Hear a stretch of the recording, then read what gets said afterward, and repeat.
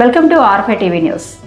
రేణిగుంటలో 12న నిర్వహించనున్న దేశవ్యాప్త సార్వత్రిక సమ్మెకు భారతీయ మజ్దూర్ సంఘ్ దూరంగా ఉంటుందని బీఎంఎస్ తిరుపతి జిల్లా కార్యదర్శి వెంకటాద్రి యాదవ్ ప్రకటించారు. బుధవారం పట్టణంలోని ప్రెస్ క్లబ్లో నిర్వహించిన విలేకరుల సమావేశంలో ఆయన మాట్లాడుతూ పలు ట్రేడ్ యూనియన్లు రాజకీయ ప్రేరణతో సమ్మెకు పిలుపునిచ్చాయని విమర్శించారు. ఈ సమ్మె కార్మికుల అసలు సమస్యలను పక్కన పెట్టి బీఎంఎస్ పాల్గొనడం లేదనే కారణంతో తమపై అనవసర విమర్శలు చేస్తున్నారని వెంకటాద్రి యాదవ్ అన్నారు. బీఎంఎస్ ను లక్ష్యంగా చేసుకుని దుష్ప్రచారం జరుగుతుందని ఆరోపించారు. 4 కార్మిక కోడ్లు ఏకపక్షంగా అమలు చేశారనే ఆరోపణలను ఖండిస్తూ 2015 నుంచి 2020 వరకు కేంద్ర ప్రభుత్వం రాష్ట్రాలు, కార్మిక సంఘాలు, యజమాని సంఘాలు, పార్లమెంటరీ కమిటీలతో విస్తృతంగా చర్చలు జరిపిందని తెలిపారు. మొత్తం 41 సమావేశాలు నిర్వహించి అభిప్రాయాలు సేకరించారని, పార్లమెంటరీ కమిటీ 7 సార్లు సమావేశమైందని చెప్పారు. ముసాయిదాలను పరిశీలించి 2025 నవంబర్ 21న అమల్లోకి తెచ్చారని పేర్కొన్నారు. ఈ కోడ్లు కార్మిక సంక్షేమం కోసం తీసుకువచ్చిన సంస్కరణలేనని, గతంలో సవరణలు కోరిన వారే ఇప్పుడు వ్యతిరేకించడం ద్వంద్వ వైఖరిని విమర్శించారు. బీఎంఎస్ సూచనలతో అనేకం ప్రభుత్వం ఆమోదించిందని తెలిపారు. సమ్మెలు రాజకీయ ప్రయోజనాల కోసం కాకుండా సమస్యల పరిష్కారం చర్చల ద్వారానే సాధ్యమని, సమ్మె చివరి మార్గమని ఆయన స్పష్టం చేశారు. బీఎంఎస్ కార్మిక హక్కుల పరిరక్షణ కట్టుబడి ఉందని పునరుద్ఘాటించారు. ఓం నమో వెంకటేశాయ. పాత్రికేయ మిత్రులందరికీ నమస్కారాలు. ముఖ్యంగా ఈరోజు భారతీయ మజ్దూర్ సంఘ్ విలేకరుల సమావేశంగా రేపు జరగబో సార్వత్రిక సమ్మెకు భారతీయ మజ్దూర్ సంఘ్ బిఎంఎస్ దూరంగా ఉన్నాము. ఎందుకంటే కొన్ని ట్రేడ్ యూనియన్లు అత్యంత రాజకీయ ప్రేరణతో జాతీయ సమ్మెకు పిలుపునిచ్చాయి. ఈ సమ్మె కార్మికులు నిజమైన సమస్యలను పక్కన పెట్టి బీఎంఎస్ పాల్గొనకపోవడం వల్లనే ఎక్కువ విమర్శలు చేస్తున్నాయి. బీఎంఎస్ లక్ష్యంగా పెట్టుకొని వాళ్ళు విమర్శలు ఎక్కువ చేస్తున్నారు. ఎందుకంటే గత సంవత్సరం నవంబర్ 21వ తారీఖు పార్లమెంట్ ఆమోదించబడి అమల్లోకి వచ్చిన 4 కార్మిక కోడ్లను ఏకపక్షంగా ఆమోదించబడ్డాయి అనే కొన్ని కార్మిక సంఘాల పూర్తి వాదనను మేము ఖండిస్తున్నాము. ఈ కోడ్లు అమల్లోకి వచ్చినాయంటే దాదాపు 2015 నుంచి 2020 వరకు అనేక సార్లు చర్చించారు కేంద్ర ప్రభుత్వం, రాష్ట్ర ప్రభుత్వాలతో, అలాగే కార్మిక సంఘాలతో, అలాగే యజమాని సంఘాలతో, అలాగే పార్లమెంటరీ స్థాయి కమిటీ ఆన్ లేబర్ 7 సమావేశాలు నిర్వహించిన తర్వాత అప్పట్లో ఉన్న కేంద్ర మంత్రిగా, కార్మిక శాఖ మంత్రిగా ఉన్న సంతోష్ కుమార్ గంగ్వార్ గారు ఈ ముసాయిదాను పూర్తిగా పార్లమెంటరీ స్థాయి కమిటీతో నిర్వహించి 2025 నవంబర్ 21వ తారీఖు అమల్లోకి తీసుకుని రావడం జరిగింది. వీళ్ళు ఎందుకు సమ్మె నిర్వహిస్తున్నారనేది ఎవరికి అర్థం కాల.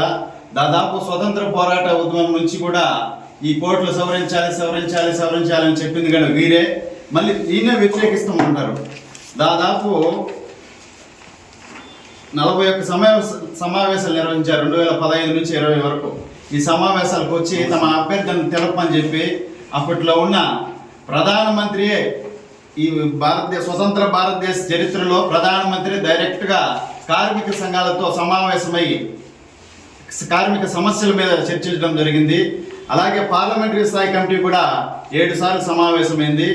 అలాగే 27 సార్లు రాష్ట్ర ప్రభుత్వాలతో కేంద్ర ప్రభుత్వం, కేంద్ర కార్మిక శాఖ సంప్రదించి అనేక చర్చల తర్వాతనే ఈ కార్మిక కోడ్ల అమల్లోకి తేవడం జరిగింది.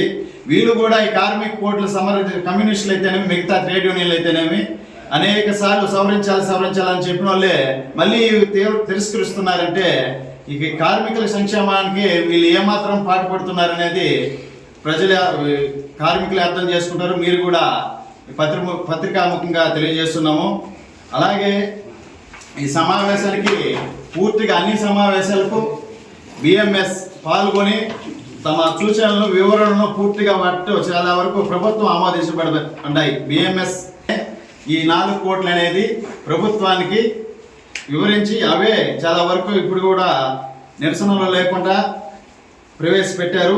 21 నవంబర్ 2025 సంవత్సరంలో ఈ లేబర్ కోడ్లు ప్రవేశపెట్టారు. పార్లమెంటరీ స్థాయి సమావేశం జరిగిన తర్వాత అలాగే ఈ 4 కోడ్లకు సంబంధించి ఏమంటే ముఖ్యంగా పరిమితి పెంపు పాత చట్టంలో ఇండస్ట్రియల్ డిస్పాచ్ యాక్ట్ 1947 ప్రకారం 100 మంది కంటే అంతకంటే ఎక్కువ ఉన్న పరిశ్రమలు ఎవరైనా సరే తొలగించాలని రిక్రూట్మెంట్ లేదా సంస్థ మూసివేయాలని క్లోజర్ ప్రభుత్వం అనుమతి తీసుకోవడం తప్పనిసరి అయింది. దాన్ని సవరించి 300 మందిని తీసుకోవచ్చు అని చెప్పి దీన్ని సవరించడం జరిగింది ministry of labour employment act ద్వారా. అలాగే సెకండ్, నిర్ణీత కాలంలో ఉపాధి ఫిక్స్డ్ టెంపరీ ఎంప్లాయ్మెంట్ కోడ్ ద్వారా ఫిక్స్డ్ టర్మ్ ఎంప్లాయ్మెంట్ ద్వారా చట్టబద్ధత. దీని ప్రకారం కంపెనీ నిర్దిష్ట కాలానికి ఉదాహరణకు 1 లేదా 2 ఏళ్ళు కాంట్రాక్ట్ ప్రతిపాదకుల ద్వారా నియమించుకోవచ్చు అనేసి. కాంట్రాక్ట్ ముగిసిన తర్వాత వారికి కొనసాగించిన అవసరం లేదు, దీని తొలగింపు తరచుగా జరుగుతున్నదని చెప్పి భౌతిక తనిఖీలు తగ్గాయి. ఎంఎంఎస్సి ద్వారా విమర్శలు కార్మికుల సంఘాల ద్వారా వాదన ప్రకారం ఇన్స్పెక్టర్ అధికారులు తగ్గించడం వల్ల కంపెనీలకు కార్మిక చట్టాలకు బేఖాతరు చేస్తున్నాయని మరియు కార్మికుల భద్రత ప్రమాదం పడుతుందని ఆందోళన వ్యక్తం చేస్తున్నాయి. ఈ డిపాజిట్ తనిఖీ విధానం వల్ల మీ కంపెనీ లేదా పని ప్రదేశ పారదర్శకత పెరుగుతుందని మీరు భావిస్తున్నారా?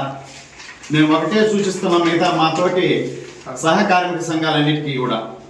ఆన్లైన్ రిపోర్టింగ్ తనిఖీ పూర్తయిన తర్వాత ఇన్స్పెక్టర్ తమ నివేదికను ఇన్స్పెక్టర్ రిపోర్ట్ నిర్ణీత సమయంలో ఆన్లైన్ పోస్టల్ అప్లోడ్ చేయాలి. కంపెనీలు కూడా తమ వార్షిక రిటర్న్స్ను ఆన్లైన్ ద్వారా ఒకే ఫారంలో సమర్పించాలని వెసులుబాటు కల్పించాలని చెప్పి దీని ఎకనామిక్ టైమ్స్ అనే దాని ద్వారా కూడా వాళ్ళు తెలియజేశారు. లోపాలు సరిదిద్దుకునే ఛాన్స్ ఆఫ్ ది రెటిఫై దాన్ని కూడా వాళ్ళు చాలా వరకు చూస్తున్నారు. యజమానికి నోటీస్ సంయుక్తంగా ట్యాక్స్ ఎగ్జంప్షన్ అనే దాని మీద కూడా ఉండడం. సెల్ఫ్ సర్టిఫికేషన్ ఈ కోర్టులు కూడా మీకు రాతపూర్వకంగా మీకు ఇవ్వడం జరిగింది. పదే సహ కార్మిక సంఘాలు కమ్యూనిస్టులు అయితేనేమి ఉపాధి హామీ పథకం పైన గగ్గోలు చేస్తున్నారు. ఎందుకు చేస్తున్నారు ఎవరికి అర్థం కావడం లే. 25 రోజులు పెంచిన దానికి చేస్తున్నారా? 250 రూపాయలు ఉన్న దాన్ని 307 రూపాయలు ఉపాధి హామీ కూలీకి పెంచినందుకు చేస్తున్నారా? పదే ఒక పేరు మార్చినందుకు గగ్గోల? విబిజీ రామ్జీ వికసిత భారత్ కింద ప్రధానమంత్రి గారు ఇంతకుముందు స్వతంత్ర పోరాటం చేసిన వాళ్ళ పేరు పెట్టలేదు, వికసిత భారత్ అని పెట్టారు. ఆ పేరు మార్చినందుకు గగ్గోలు చేస్తున్నారు? ఎవరికి అర్థం కాల.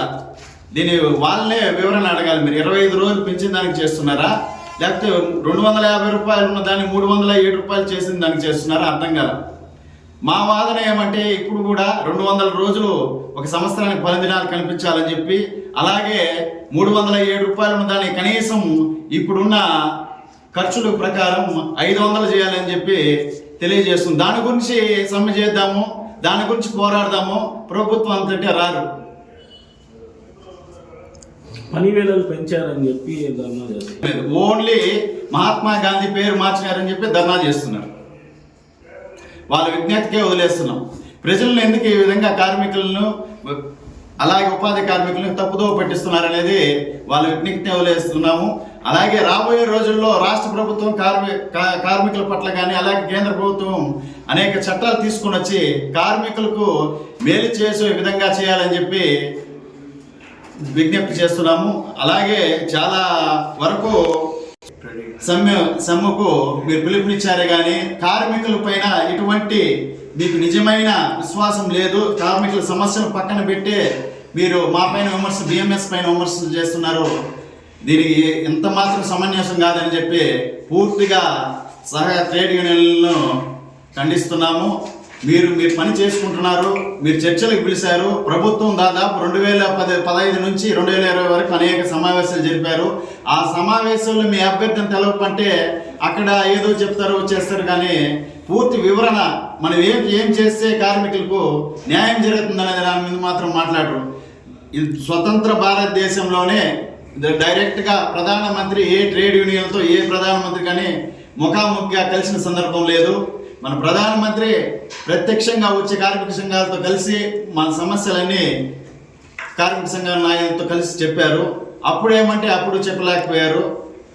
ఇప్పుడేమంటే పూర్తిగా బిఎంఎస్ మీద నిందేసేసి వీళ్ళు రారు వీళ్ళు పోరు అని చెప్తున్నారు. బిఎంఎస్ ఎప్పుడు కార్మిక పక్షంగానే ఉంటుంది, దేశహితంగానే ఉంటుంది, దేశ అభివృద్ధిలో ముందడుగునే ఉంటామని చెప్పి తెలియజేస్తున్నాం.